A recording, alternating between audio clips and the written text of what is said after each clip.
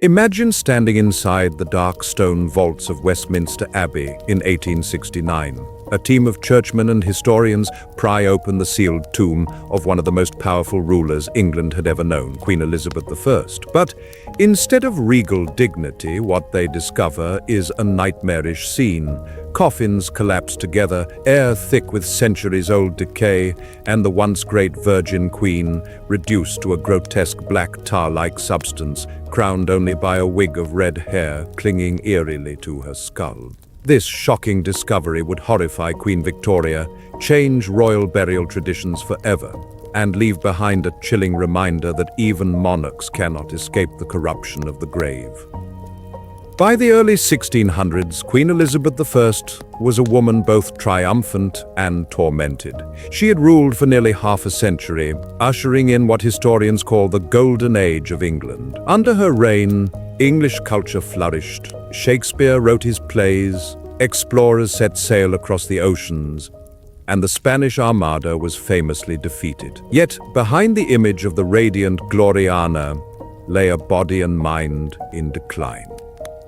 Elizabeth, approaching 70 years of age, was plagued with sorrow, guilt, and physical decay. The execution of her former favorite, Robert Devereux, the Earl of Essex, haunted her deeply. She wept bitterly, insisting she had not truly wished for his death. The ghostly shadows of past rivals, Mary, Queen of Scots, and Lady Catherine Grey, seemed to visit her restless nights. Her body betrayed her as well. Years of using poisonous lead-based makeup, Venetian ceruse, left her with rotting teeth, hair loss, and painful abscesses in her mouth. She could barely eat, and infections spread from her gums into her body. She stood for hours instead of lying down, fearing that if she rested, she would never rise again. Finally, on March 24, 1603, after 4 silent days on her pillows at Richmond Palace, Elizabeth I slipped away. The Tudor dynasty died with her. Elizabeth's final weeks were marked not only by illness, but by an overwhelming fear of death itself. Unlike many monarchs who embraced elaborate funeral preparations, Elizabeth avoided even mentioning her own mortality. She famously said,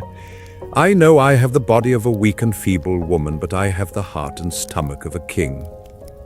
Yet, in her private chambers, she dreaded the one thing she could not conquer: time. Her attendants described her pacing for hours, pointing to shadows on the wall and claiming to see the ghosts of the dead. She feared her enemies would rise in spirit to drag her soul away. This terror drove her refusal to lie in bed, as if standing might somehow keep death at bay. The Virgin Queen, who had faced down assassins and foreign invaders, trembled before the invisible hand of mortality. For centuries, speculation surrounded the exact cause of Elizabeth's death. Some believed it was blood poisoning from her toxic cosmetics. Others thought of cancer, infected tonsils, or sepsis from her coronation ring, which had fused into her flesh after decades. Modern forensic studies, however, shed light on the truth. Pathologists Dr. Brett Lockyer and Professor Alice Roberts concluded that Elizabeth most likely succumbed to bronchial pneumonia. Infections in her lungs had overwhelmed her weakened heart, leading to blood poisoning and organ failure. Chronic dental infections and the long-term effects of lead poisoning worsened her decline, but pneumonia sealed her fate. Elizabeth had begged her attendants not to embalm her, terrified of the brutal process. But her wishes were ignored. In Tudor times, embalming was not delicate preservation, it was mutilation. Surgeons cut open her chest and abdomen, tearing out her organs. A long metal rod was thrust through her nose into her brain, liquefying it before removal. Her hollowed body was then packed with sawdust, aromatic spices, and preservatives: frankincense, myrrh, cinnamon, cloves. Her face, ravaged by age and illness, was reconstructed with wax and plaster, creating a mask-like death visage. Though gruesome, this process was meant to prevent a disastrous corpse explosion during the funeral, a fate that had embarrassed other royal funerals before hers. In Elizabeth's case, it bought time, but at a terrible cost. The violent embalming set in motion a chemical nightmare that would brew inside her coffin for centuries. Elizabeth's funeral on April 28, 1603, was as grand as her reign had been. Her oak coffin, lined with lead and draped in black velvet, was carried down the River Thames by barge. Crowds wept as they watched their queen pass for the last time. The procession to Westminster Abbey was an elaborate display of continuity and power. A wax effigy of Elizabeth dressed in regal robes and holding the orb and scepter was displayed atop her coffin. It was one of the first times many commoners had seen a likeness of her. But behind the spectacle, decay was already at work. Witnesses spoke of a strange hissing and gurgling from the coffin, gas pressure built inside as the embalmed body reacted with spices, fluids, and heat. Attendants had to puncture the coffin discreetly to release the foul vapors. Even in death, Elizabeth's body demanded attention. One of the most fascinating elements of Elizabeth's funeral was the effigy placed atop her coffin. Crafted from wood and wax, dressed in royal robes, and adorned with a crown, the effigy was so lifelike that many spectators believed they were seeing their queen once more. Why was this important? Because the embalming had left her real face unrecognizable. The effigy became a final act of image control, a staged performance of majesty beyond the grave. For Elizabeth, who had spent her reign carefully crafting an image of eternal youth and authority, it was fitting that even in death, the idea of the queen mattered more than the decaying body beneath. 3 years later, her successor, James I, son of the executed Mary, Queen of Scots, moved Elizabeth to a grand new tomb in Westminster Abbey. In a symbolic act, her coffin was placed directly on top of her half-sister, Mary's. The Protestant queen was literally elevated above the Catholic one. The tomb's inscription only mentioned Elizabeth. Mary's name was absent, erased in stone, as if history itself bowed to Elizabeth's supremacy. Elizabeth's death was not only a personal tragedy, it was also a political earthquake. The Tudor dynasty had ended, and the question of succession hung heavy in the air. By burying Elizabeth above her half-sister Mary, James I sent a clear message.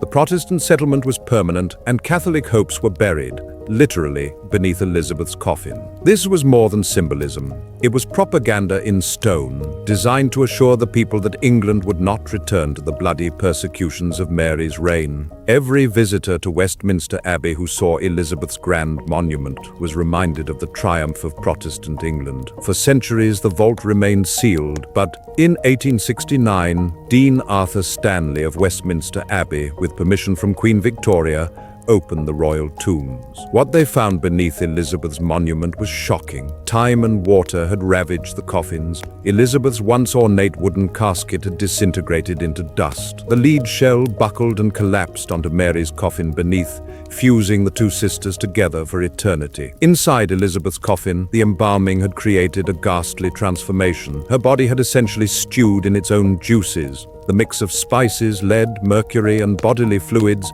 turned her remains into a black, tar-like sludge. Her wax reconstruction had caved in, leaving a grotesque hollow. Astonishingly, her famous red wig survived better than her flesh, resting like a crown of false glory above a partial skull. Even more disturbing was the discovery of a small lead box, believed to hold her heart. Over centuries, it had crystallized into a glittering but toxic jewel, laced with arsenic and mercury, a deadly keepsake of a queen who once embodied majesty. The stench of corruption was so unbearable that Dean Stanley quickly ordered the vault resealed.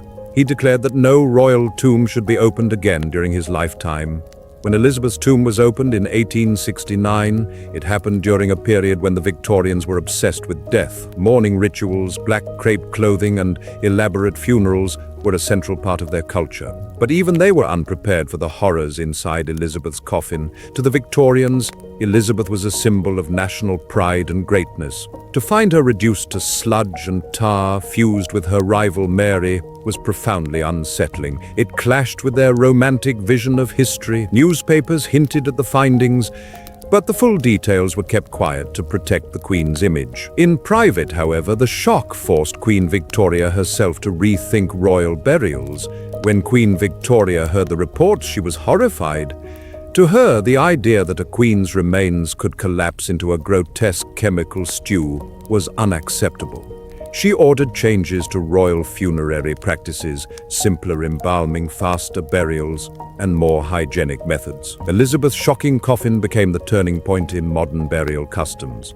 From this grim lesson emerged gentler preservation techniques and eventually the green burial movements we see today. Today, tourists walk past Elizabeth's grand tomb in Westminster Abbey, rarely realizing the gruesome truth that lies beneath. The polished stone above hides the chaos below, collapsed coffins, blackened remains, and the mingling of two sisters who despised each other in life. But in a strange way, this final resting place tells us more about Elizabeth than her marble effigy ever could. It shows the fragility behind the power, the decay behind the glory, and it reminds us that even the most carefully constructed image, the Virgin Queen, the eternal ruler, cannot escape the reality of death. Elizabeth I's coffin tells a story far larger than her own death. It shows the fragility of even the most powerful rulers, a woman who once commanded empires, who defied assassins and invaders, who projected eternal youth with poisonous cosmetics. She too became victim to time, decay, and nature's relentless grasp. Her collapsed coffin is more than a grotesque curiosity. It is a symbol. It reminds us that death equalizes everyone, queen or commoner. And yet, in that strange tarred coffin, crowned by a wig of fading red, there remains something hauntingly fitting. Elizabeth, who built her image carefully throughout her reign, continued to command awe even in decomposition. People still gather at her tomb, unaware of the horrors beneath, but remembering the legend she left above. The story of Queen Elizabeth I's coffin shocked the Victorians and changed how we view death itself. It is a reminder that history is not always written in ink or stone. Sometimes it is written in the silent, decaying remains of those who shaped the world. So, next time you think of Elizabeth, the Virgin Queen, the Gloriana, the monarch who ruled during England's golden age, remember that beneath the marble of Westminster Abbey lies not just a queen, but a chilling message from the grave.